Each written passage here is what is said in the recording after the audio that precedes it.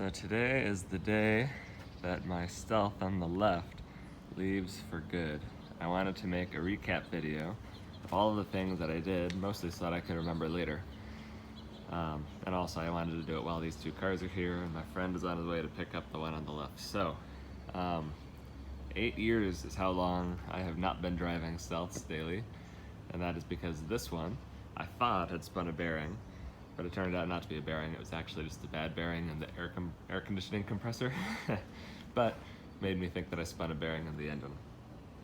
Anyway, 2 years ago, I decided I would start a project of swapping my good parts from here, rusty, into this one. Florida driven, not rusty, had no engine.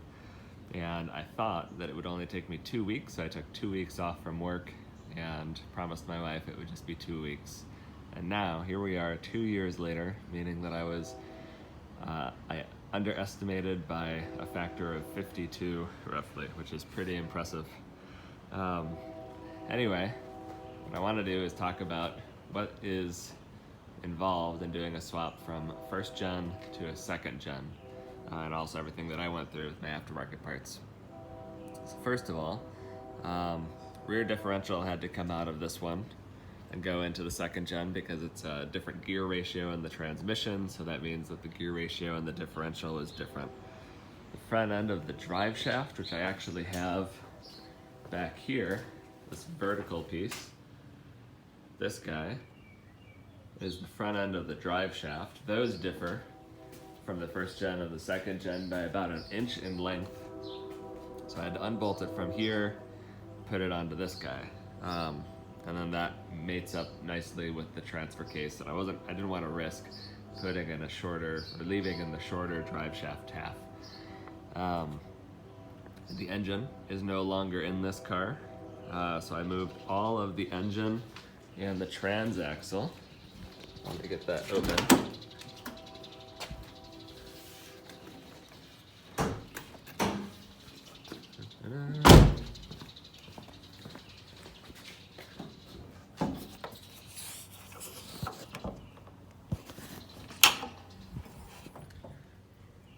So, obviously, no engine, no transaxle, no anything.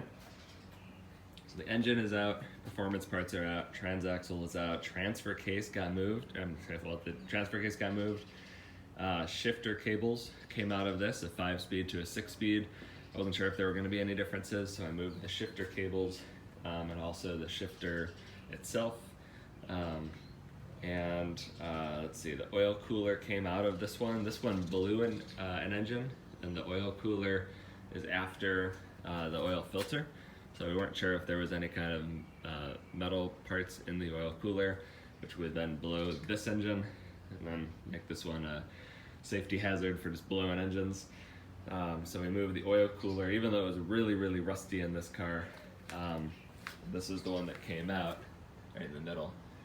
So he's now moved over to the new car.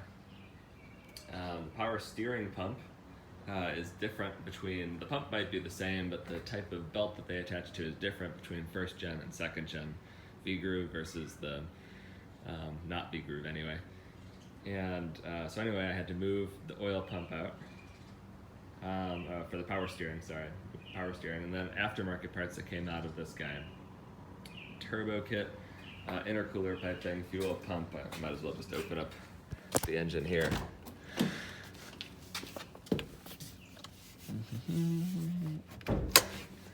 All right.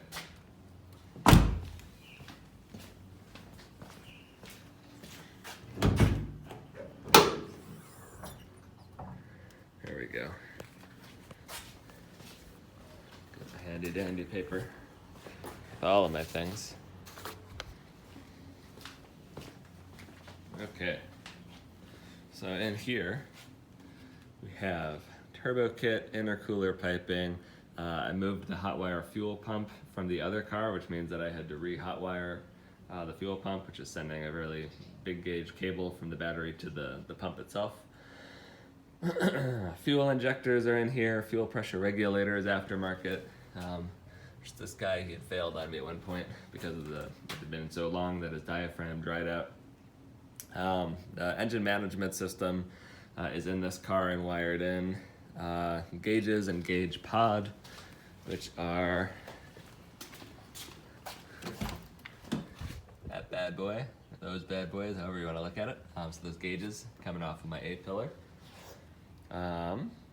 Complete exhaust system, which was no easy task because my exhaust system literally ran from the front of the engine bay right here as one piece all the way to the exhaust tips right here. And as one person, that is a real hard thing to maneuver. Even worse is that it has a flex section right in the middle.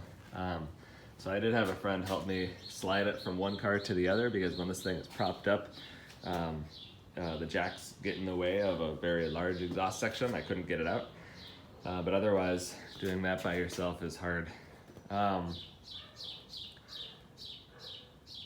Ignition amplifier is in this car. So he's in and wired up, that gold guy. My meth injection pump is way buried back in the engine bay. You can't see it. I'm probably not going to use it. I think I'm just going to go E85. Radiator and fans. Those got carried over because the stock radiator didn't fit with my turbos, so they literally were touching and I couldn't get them in place. The horn is aftermarket, though it doesn't work yet on this car. I need to figure out why. It's probably a bad wire somewhere. I have solid engine mounts throughout, and I have to say they do feel pretty good for just driving it around the block. I was worried it was going to be way too much vibration, even though this car is not really a daily anymore. But it's not. I kind of like it, actually. You just feel more solid. It's not too much vibration. This one has lowering springs, which was another pain in the butt because that means that for every single tire I needed to pull off the strut and then compress it down and put the springs on. And in a project like this that just goes on forever, that is one of those things that is so obnoxious to do, having to, like a really boring project of pulling off tires and struts and compressing the springs and then swapping them over. And the rear on these two, I had some issues getting these rear struts off without destroying the rubber around them. And that meant that I had to buy 2 new struts for the rear. Yeah, then the horn, which I already mentioned.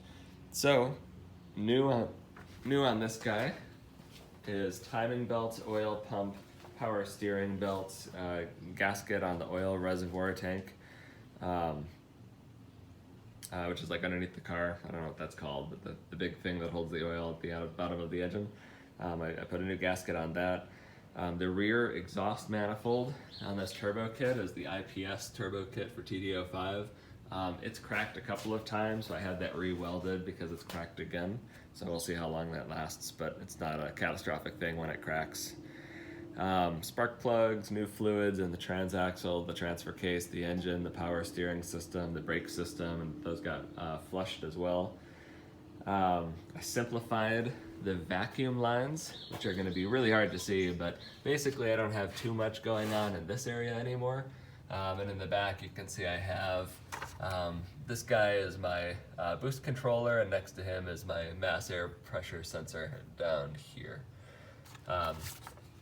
And so I'm excited for that. It's yeah, still not super pretty, not as pretty as I've seen, but it's certainly cleaned up from where it was for me. And the vacuum lines are also simplified as well. Rear struts are brand new, and also new buttons on the steering wheel, because the steering wheel itself, these buttons were coming off. So again, they don't work yet. Need to figure out why, but small problem out of everything else that I've done.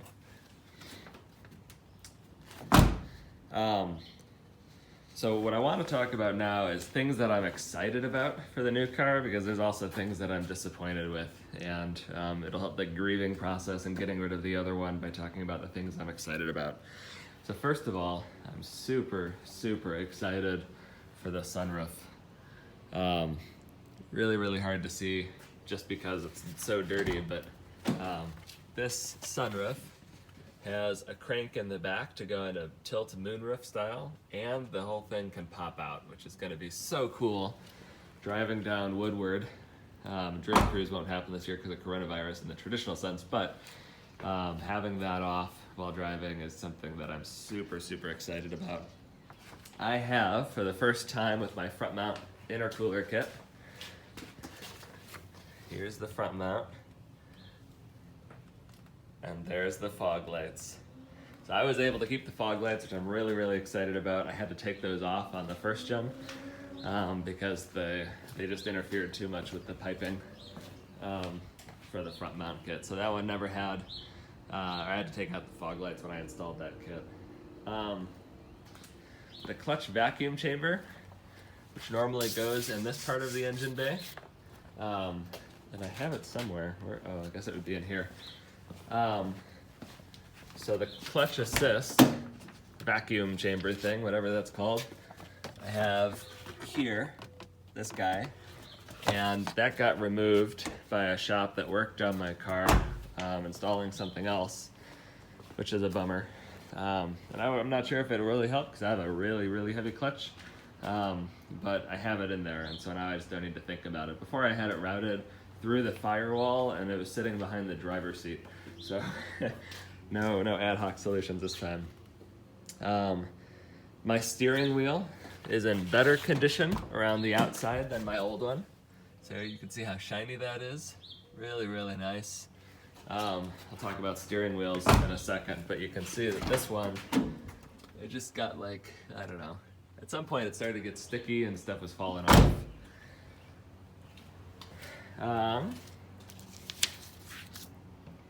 I have really large front brake calipers on this guy. I'm really excited for that, so hopefully it'll be a better braking system too. And lastly, it is rust-free, and I'm really, really excited to have a rust-free car. This one is so rusted, you can see that my fenders, the bottom side of the fender is gone. And as you come underneath the car, like this is where I was jacking from a lot of times, and I ended up vacuuming the underside of the car already, but it's just so much rust that it was falling apart, like literally falling off every time I worked on it. In fact, if you want to see the real reason why I decided to stop with this car, there, that fell off. It was a chunk the size of my hand, and I didn't even touch it. It just dropped down from the car one day, and I discovered it, and I said, this car is unfit. That's the reason why I decided to let it go. Things that I'm really sad to lose. The pop-up headlights. I love these things. Look at how cool this looks. Oh, I'm so sad to see those pop-ups go. These are not so terrible. They're at least black instead of color matched, so I like that. I do need to help the Lexan, which is all kinds of gross. But I'm sad to see the pop-ups go. The first gen styling, this styling is okay. You know, it's really like the styling I'm talking about is in here. So lower side door panel and side skirts. But as you can see, I've stolen those off of this car. So at some point, I'll go through the effort. This took a long time too, because you know, when things are rusty, bolts get rounded and they snap off. So when I replace it, I want to do a good job, so it'll take a while, probably a couple of days. I don't know, at the rate I go. I'm sad to lose steering wheel controls. You'll see that the new wheel is very basic. It has 2 horn buttons and that is it, despite the fact that it's in great shape. The first gen had integrated horn buttons, so I never had a problem with that. And then it has these lower controls, which are used for the radio. Super convenient, super sad to see that go. To get that for my new car, I would have had to pull off the steering wheel entirely and then also route some new cabling through the clock spring, which is the electric mechanism that carries power to your wheel even after you're turning it.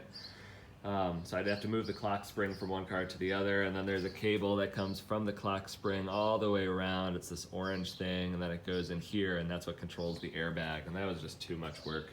And even though that one has the controls, this one just is in better shape. So I'm sad to see the steering wheel controls leave. And then also this one has automatic climate control. You'll see it has, oh, this one doesn't. This one is the basic. Everything is manual. It does have a 6 CD changer. I'm indifferent about that. But this one is manual. This one, even though it's older, 91 versus 95, had a really cool electronic climate control system. It had sensors in the roof on the back for detecting when it was too hot or too cold. And again, I'm gonna list that. Problems that I ran into. This car has a different AC compressor, and I think it's bigger because it uses R134A instead of R12. So that means it's bigger, that means it needed a bigger AC compressor bracket. Also, I had to move this line because it was way too close to my exhaust manifold. And you can see I wrapped it with some thermal protection, but it was literally kissing this exhaust manifold before. This is the line from the AC system. So I had to move that over, and that required, again, more than 2 hands. So I had some help. I moved the shifters over. And actually the problem with the shifter was that the first gen shifter didn't actually fit into this car. So the second gen shifter had to go back in. It was something to do with,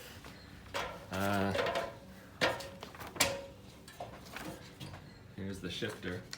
It was something to do with the height of this guy. So this piece is just a little bit too short, and it was running into a mechanism that's in the car that's a little lower than it is. Also, I'm up here. New speakers are gonna go in. These came out of my other stuff, so I'm excited for that too. Just more work though to get back to where I was. Rear turbo oil return line, like a year after I pulled the engine, and of course it was empty of oil, it was still leaking oil at the rear turbo. So, so I had to replace that oil return line, which was kind of a pain in the butt. But now it has an AN fitting, which is cool. I pulled the vacuum line out of my True Boost controller, which is over here. This is just a silly thing that I did. So one of these gauges has a vacuum line going to the back of it. When I pulled that out, I needed to fully disassemble that gauge, which took a while, just to figure out how to do it safely. I already mentioned the stock radiator. I have it. I was excited for it because my car has a history of overheating. The stock radiator didn't fit with its large fan, which is really what I think I need. So I'm back to this one, which is unfortunate. Cam angle sensor had to get rewired. So the cam angle sensor in this car is over here, and in the second gen it was over here. And so I had to take the wires that go to that second gen one, and I wired them in to the first gen cam angle sensor. That seems to work fine, but I did have to make a bracket. That's like the biggest wiring engine topic from first gen to second gen. I also had to wire in a new coolant temperature harness, so it's under here somewhere. That's because my harness adapter or plug didn't fit with the second gen. I had to bleed the brakes twice because I'm a noob, and the first time I did it, the brakes were still really squishy, and I found out that it's not just rear, second rear furthest. Normally it's furthest from your pump, which is over here. In this car, it's rear, far away, closest, same side, furthest, and then across. So that might be the reason why I had to do that. Sorry about the length. Again, this is really more for me. Stock radiator, cam angles, and brakes. Fuel pressure regulator had to be rebuilt. This guy, because it sat for so long, the diaphragm was losing pressure. It actually squirted fuel into my engine bay the first time that I turned it on. My biggest problem after getting it on was that I had put paper towels in each one of these intake runners to keep things out of it before, or when I first took it off years ago. When I put it back on, I failed to check. Even though I did that, I checked. I just got a phone call which cut off this. Anywho, where was I? Paper towels in the intake manifold. Those got sucked into the engine, and because they were white crappy paper towels, they didn't destroy the engine yet. I don't know if they did damage or not, like that's gonna come out years later, but anyway, that was hard to diagnose. If you have no vacuum when you're turning your engine over, it could be that you have something between your pressure sensor and your engine, in which case paper towels for me. Front calipers didn't actually fit on these first gen rims. They're 17-inch rims versus the 18-inch that are going with these rims came with the new car, but I really liked my old ones more. And to get the 17s to fit on the larger calipers of this one, I had to use my Dremel scroll saw basically to grind away at the aluminum, because aluminum is so soft you can't just file it. And I removed, I don't know, maybe an eighth inch thick sections of aluminum to get those wheels to fit. And yeah, so I need to put some kind of either anti-corrosion over it, or I need to paint them. I think if I paint them, they'll go black, but I'm not sure yet. 5-volt sensor fell out at one point, so the first time that I drove this car, it had a really, really awful idle, and it died 5 times between the garage and the street, which is, you know, all of 200 feet.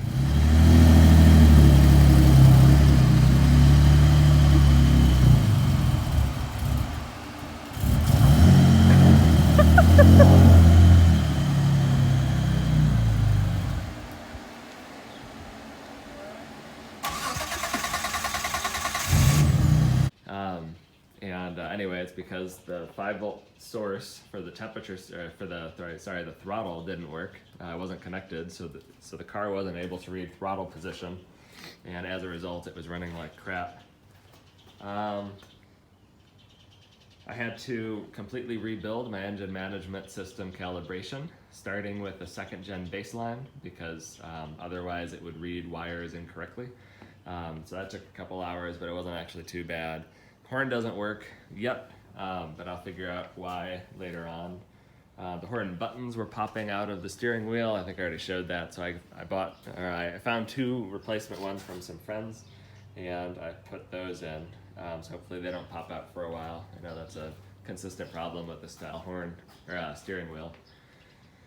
And the rear wiper switch failed as well. So this one's got a nice rear wiper, just like my last one. And at one point when I was moving things around, it failed, and then this rear wiper was turning on and off. So I just swapped out that part from my 1st gen car. And yeah, so final thoughts on this project. It took way longer than I had expected. I am both very, very proud that I was able to do it, primarily by myself. And humbled by that journey as well, because it was not easy at all. It was, again, 52 times longer in duration than I expected. Of course, with like a year and a half of doing nothing, but still. And I'm really grateful too. This was just a lot of fun, and it's been 8 years since I've done anything with this stuff. So I'm really happy to be back in it. There's no doubt that there is both blood, sweat, and tears that went into this project. And yeah, you'd be a fool for thinking that it's not gonna be as hard as it is, which was my thought at the beginning of all of this. And I knew it was gonna be long, but boy, the conversion from 1st gen to 2nd gen, coupled with first time pulling an engine, coupled with all of the aftermarket parts that I had, made this a real beast. And of course, I could not have done any of this without my wife being supportive of me locking myself away in the garage forever. So huge thank you to her, because again, like other things in life, you can't really do it all yourself. And if you think you can, you're gonna end up divorced. So anyway, I'm really happy to be done with the bulk of this project. Of course, these projects are never really done. But excited to have my new car here. And sad to see this one leave, but it was fun.